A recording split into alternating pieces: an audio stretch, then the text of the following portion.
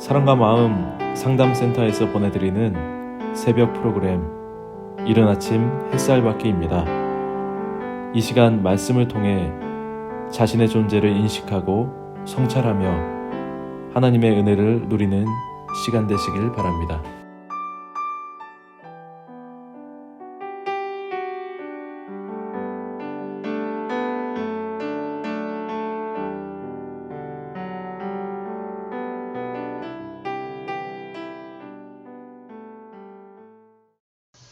이른 아침 햇살 받기 시간입니다. 우리는 솔로몬 성전 건축에 대한 이야기를 나누고 있습니다. 지난 금요일에는 솔로몬이 성전의 외형을 다 마무리 지은 이야기를 나누었습니다. 그리고 이제 오늘은 성전 내부 장식에 대한 이야기를 나눠볼까 합니다. 금요일날 마지막 성경 구절을 좀 읽어보도록 하겠습니다. 하나님께서 말씀하신 건데요. 네가 지금 이 성전을 건축하니 네가 만일 내 법도를 따르며 내 율례를 행하며 내 모든 계명을 지켜 그대로 행하면 내가 네 아버지 다윗에게 한 말을 네게 확실히 이룰 것이요 내가 또한 이스라엘 자손 가운데 거하며 내 백성 이스라엘을 버리지 아니하리라. 제가 이제 계속해서 하나님께서 솔로몬에게 직접 나타나셔서 하시는 말씀에 대한 이야기, 그 이야기를 매우 좀 비관스러운 의미를 가지고 여러분들이 얘기를 합니다. 왜 꼭 조건이 붙는 경고성 축복에 대한 얘기를 하는가인 겁니다. 굉장히 읽기가 불편합니다. 뭔가 불안해요. 왜 하나님은 계속 축복을 말씀하시면서 조건을 다실까? 네가 뭐 하면 내가 하겠다. 그러니까 너무나 희한한 것은 일방적인 축복을 통해서 뭔가가 하나님의 뜻이 이루어지는 것이 아니라 네가 이렇게 해야 내가 이걸 이루어줘. 그냥 뭔가 솔로몬에게 문제가 있냐는 것이죠. 참 답답합니다. 자, 이제 성전 내부에 대한 이야기.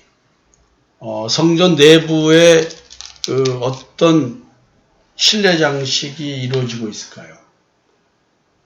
먼저 솔로몬은 성전 내부를요, 지성소와 성소로 구별을 했습니다. 지성소에 언약궤와 그룹을 설치했고요. 그리고 그 모두를 금으로 둘러싸게 했습니다. 그리고 사면의 벽과 문에 그룹과 종려, 핀꽃을 아로 새겼습니다. 그런 다음 이제 성전 뜰을 만들었습니다. 마침내 성전은 그 화려하고 웅장한 모습을 드러내게 되죠. 저는 이제 요 실내 장식을 보면서 특이한 걸 하나 발견을 합니다. 성전 내부, 그것도 외부가 아니라 내부를 온통 금으로 치장을 한다는 것입니다. 만약에 금 치장의 목적이 사람들에게 보여주기 위한 거라고 한다면 사실은 내부보다는 외부가 더 중요하지 않을까라는 생각을 하는데, 이것을 어쩌면은 사람들에게 과시하기 위해서 금으로 치장했다라고 생각하기는 좀 무리가 있을 것 같습니다. 금의 의미가 이제 뭔가 100% 금, 순전성, 고귀함, 또 그리고 불변성을 의미하고 있죠. 성전 내부가 금으로 장식된 것은 그곳에 인지하실 하나님의 영광, 또 그분의 거룩하시고 불변하신 속성, 이런 것을 말하려고 했을까요? 그러면은 성막에서는 그냥 천조가리로 이렇게 해가지고 물개인가요? 물개 가죽으로 하고 이렇게 있는데, 하여튼 어쨌든 간에 가죽이 됐든 뭐가 됐든 아무리 중요한 뭐라고 했든 간에 금으로 치장할 수 있는 건 아니잖아요. 그럼 그때는 하나님이 거기에 인지 안 하셨나요?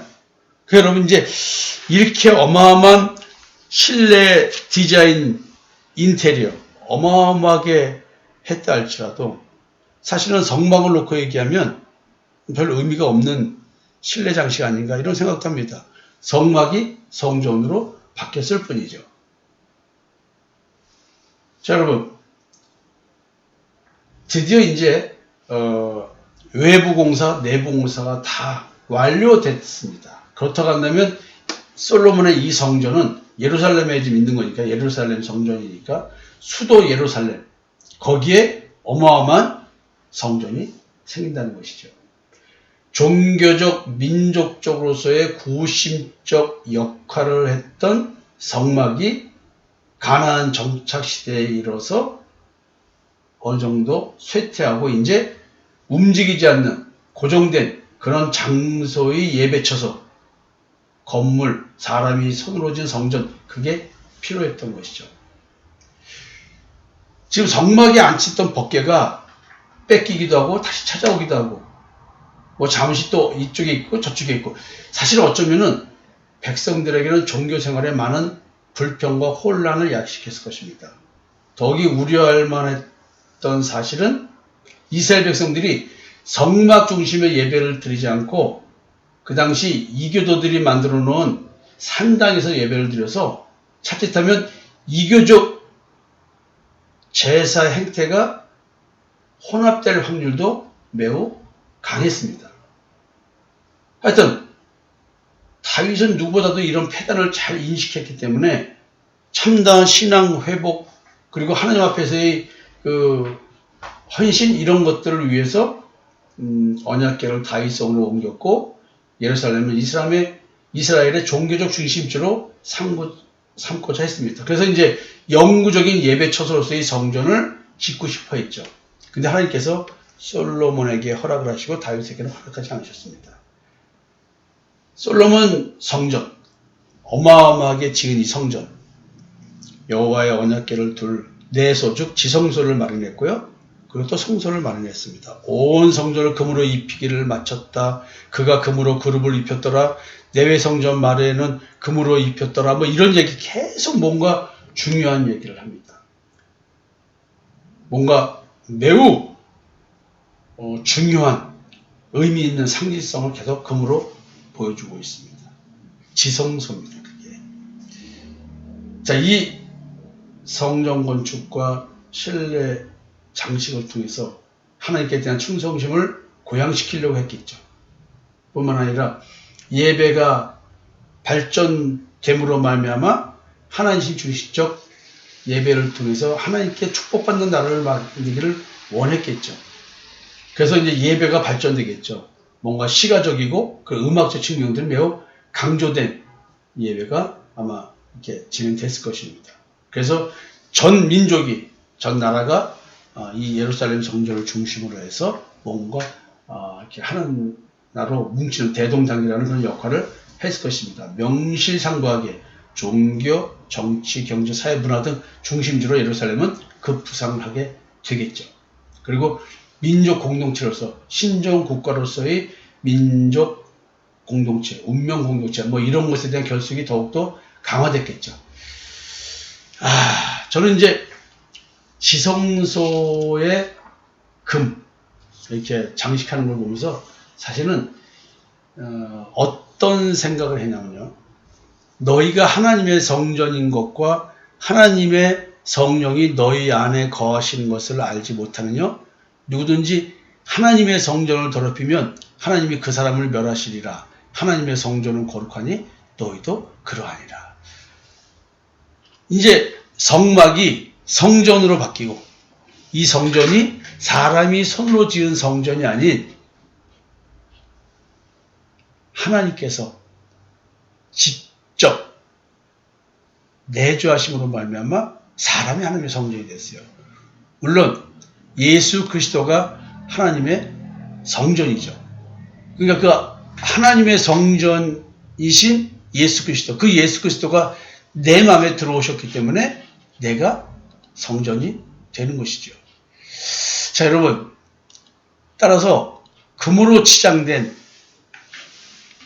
지성소, 그 지성소가 나의 거듭난 영이 있는 것이고 하나님의 영이 임재하는 것입니다. 그것이 이제 성소와 하나가 됐죠. 그러니까 분리된 공간이 아니에요. 그래서 여러분 빙산 탐색할 때 행동 차원, 심리 내적 차원, 영성 차원 얘기하면서 지금 이 성막에 대한 설명을 좀 해드렸습니다.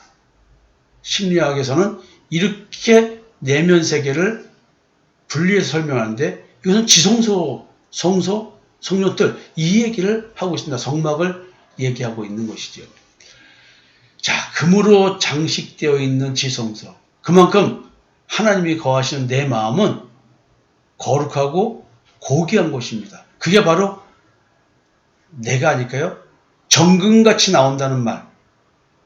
왜 우리에게 그런 표현들을 할까요? 여러분, 우리는 하나님의 성전이라는 것, 하나님의 성령이 내 안에 거하는 것. 바울사도는 너희 안에 계시는 것을 알지 못하느냐라고 질문을 하고 있어요. 그러니까 내가 지금 솔로몬이 만든 지성소, 금으로 치장한 그것이 내 마음인 거예요. 내 양심인 거예요. 그러니까 거기에 하나님이 임재하시는 거거든요.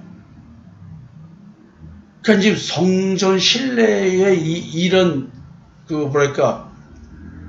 최고의 인테리어, 내 마음을 말하는 것이다. 하나님께서 여기 임재하신다. 어마어마한 거 아닐까요?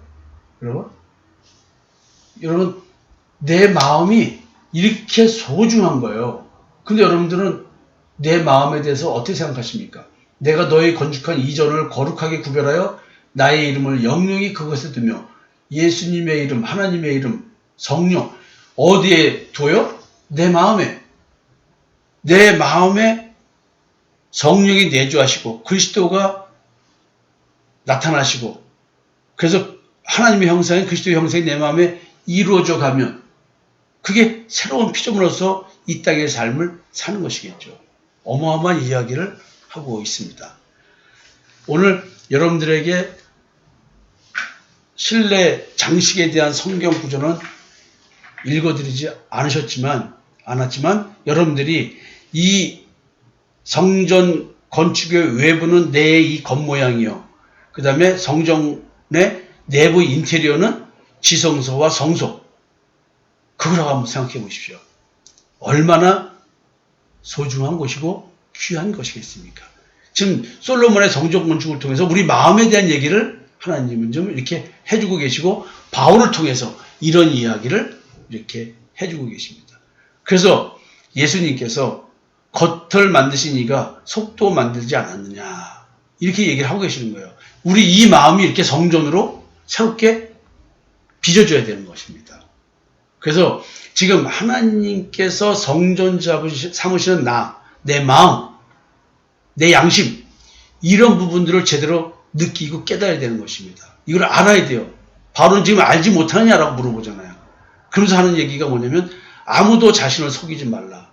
너희 중에 누구든지 이 세상에서 지혜 있는 줄로 생각하거든 어리석은 자가 되라. 그리하여 지혜로운 자가 되리라. 지혜는 내가 하나님의 성전이라는 사실을 깨닫는 자가 바로 지혜로운 자라는 것이죠. 그러나 세상 지혜는 성전되는 나 자신에 대한 얘기를 모르고 율법에 대한 지식을 가지고 하나님 성경으로 착각한다는 것이죠. 그래서 이 무서운 얘기를 합니다. 이 세상 지혜는 하나님께 어리석은 것이니 기록된 바 하나님은 지혜 있는 자들로 하여금 자기 꾀에 빠지게 하시느니라. 자기 계율적 존재라고 그랬죠. 우리는 내가 나를 속이는 존재. 그 존재는 뭐냐면 선악을 알게 한 나무의 열매를 먹은 사람들은 행위적 신앙, 완벽주의적인 신앙, 자기 악한 양심이 선한 양심인 줄 알고 그 양심대로 살아가는 사람들은 자기가 자기 꾀에 빠져가지고 지옥으로 가는 자들이라는 얘기를 하는 거예요. 즉 자기가 하나님의 성전인데 마음에 대한 얘기한지를 모르고 행위를 가지고 말하는 사람들, 이런 사람들은 자기 꾀에 자기가 빠지는 자라는 것이에요. 그래서 이런 지혜, 행위적인 신앙, 율법적인 신앙, 이런 신앙들은 하나님께서 지혜로운 자들의 생각을 헛것으로 하신다고 말하는 거예요. 누구든지 사람을 자랑하지 말라. 만물이 다 너희 것입니다. 여러분, 우리가 하나님을 대신해서 이 땅에 삶을 사는데 다 우리 거래요. 그런데 나한테 뭐 등기 이전된 건 아무것도 없거든요. 이게 무슨 의미일까요? 그러면서 말합니다. 바울이나 아볼로나 게바나 세계나 생명이나 사망이나 지금 것이나 장래의 것이나 다 너희 것이요 너희는 그리스도의 것이요 그리스도는 하나님의 것이니라. 결국 뭐냐면 이 세상에 있는 것은 창조주 하나님의 것이고 우리는 그의 아들들이기 때문에 결국 우리 거란 얘기예요. 이 말을 어떻게 해석할까요? 세상적으로 생각하면 많은 사람들은 그러니까 하나님께서 우리에게 풍요로운 삶을 주실 거다 생각하는데 이 땅껏 욕심낼 게 없다는 거예요. 왜요? 이미 내 거니까. 왜? 하나님 거기 때문에. 이 사고가 좀 다르죠? 이 말이 좀 어려운 얘기지만 이 말을 좀 잘 이해해 주셨으면 좋겠습니다. 지금 하나님의 성전 얘기하면서 우리는 그리스도의 것이요 그리스도는 하나님 것이다. 결국 우리는 하나님 것이라는 것이죠. 오늘 내가 하나님의 성전 됐다고 한다면 내 삶은 하나님의 성전으로서의 삶을 살 것이고 나는 오늘 하나님께 드려진 인생으로서의 삶을 살게 될 것입니다. 오늘 솔로몬의 성전 건축을 통해서 내 자신이 이 땅의 삶을 어떻게 살아야 되는지 고민하는 하루 되었으면 좋겠습니다. 내일 뵙겠습니다.